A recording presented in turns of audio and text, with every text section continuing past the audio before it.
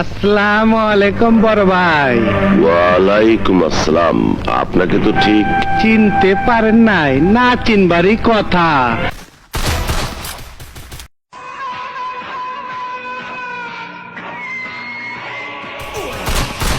কারে কারে মারুম? তরে না ওরে? না না, আগে তরে। ওই! এই, তুই সাক্ষী দিবি? তুই সাক্ষী দিবি? মাথা ঠান্ডা করো পু, নাহলে অন্টুর মধ্যে খালাস করে দেবো কিন্তু।